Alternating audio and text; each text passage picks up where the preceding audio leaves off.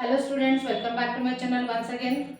Students, we are going to discuss the last topic in the sexual reproduction in flowering plants, that is apomixis as well as polyembryony. So in this topic, we are going to learn the definition of the apomixis, what are the significances of apomixis as well as where we observe the polyembryony. So before that, let me explain you the meaning and definition of apomixis. So apomixis क्या है students? Apomixis एक ऐसा reproduction है जहां पर seed बनता है without fertilisation. सो जो सीड बनता है बिना बिना कोई सेक्सुअल रिप्रोडक्शन के, उसको हम अपोमिक्सिस कहते हैं. या फिर it is a formation of seed without fertilization, in other term it is also called as. And लेकिन ये सीड जो बनता है ये सेक्सुअल रिप्रोडक्शन को फॉलो करता है. It mimics as if it is produce from sexual reproduction.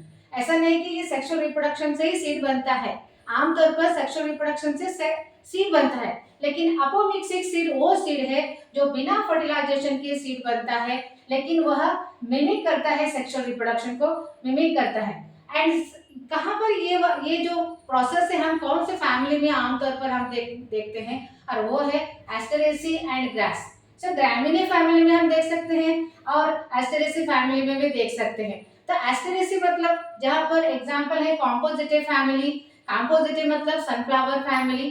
तो यहाँ पर नेचुरली हम ये प्रोसेस को ऑब्जर्व कर सकते हैं, लेकिन अपोमिक्टिक सीड को भी आर्टिफिशियली भी हम बना सकते हैं. लेकिन क्या क्या इसके कौन कौन से इसके सिग्निफिकेंसेस है और कौन से इसके इंपॉर्टेंट एस्पेक्ट्स है, वो उस पर एक नजर डालते हैं और देखते हैं. अपोमिक्सिस सीड जो बनते हैं, देखिए जो सीड अपोमिक्सिस से बनते हैं उसमें जो कैरेक्टर्स है वो पैरेंटल कैरेक्टर को रिटेन करते हैं.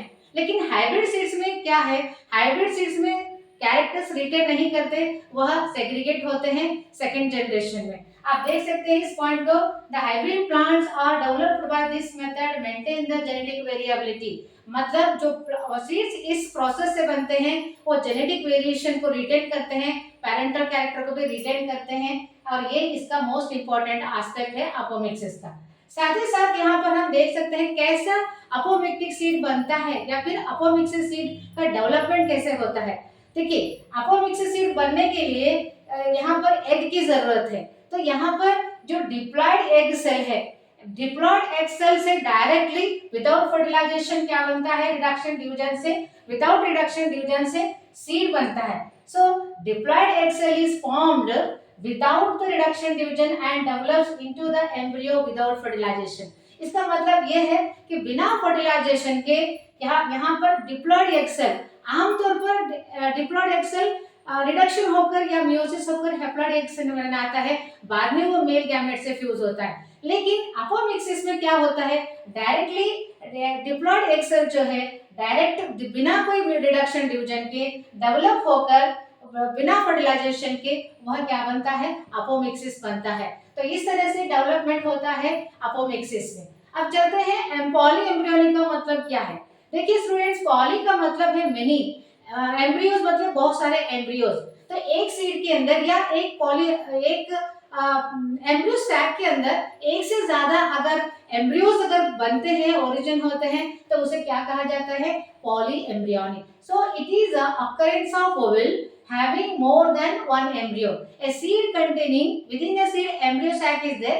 Within a seed or within a embryo sac, more than one embryo we observe. Such condition is known as polyembryonic. So where we observe, in which example we observe polyembryonic condition? The examples like mango, citrus, there we observe the example, that is there we observe polyembryonic. So how can we observe the polyembryonic? Squeeze some seeds of the citrus or orange seeds. Squeeze them and place above the put them on the slide and observe under the microscope. There we see number of embryos within the embryo sac. This is how we can observe the polyembryonic condition in case of mango as well as citrus. तो ये हो गया पूरा पॉलीएम्ब्रियोनिक का example. साथ ही साथ यहाँ पर एक और चीज हमें गौर करना होगा. पॉलीएम्ब्रियोनिक तो बहुत सारे एम्ब्रियो हैं, लेकिन कौन कौन से सेल से एम्ब्रियो बनता है. देखिए आमतौर पर एक एम्ब्रियो एक सेल से बनता है, फर्टिलाइज्ड एक सेल से बनता है, लेकिन पॉसिबल ऐसा भी है कि न्यूसेलर सेल से भी एम्ब्रियो बनता है बिना फर्टिलाइजेशन के. देखिए सम ऑफ द न्यूसेलर सेल जो सेल एम्ब्रियो सैक को सराउंड कर रहे हैं वो सेल प्रोट्रूड हो जाते हैं एम्ब्रियो सैक के अंदर और वो डिवाइड होकर क्या बनाते हैं, बहुत सारे एम्ब्रियोज बनाते हैं। तो इस तरह से बहुत सारे embryos within embryo sac जब बनाते हैं उस कंडीशन को हम बोलते हैं पॉली एम्ब्रियोनिक कंडीशन। तो इसी एक्सप्लेनेशन के साथ हम स्टॉप करेंगे। Will stop here only. Have a good day.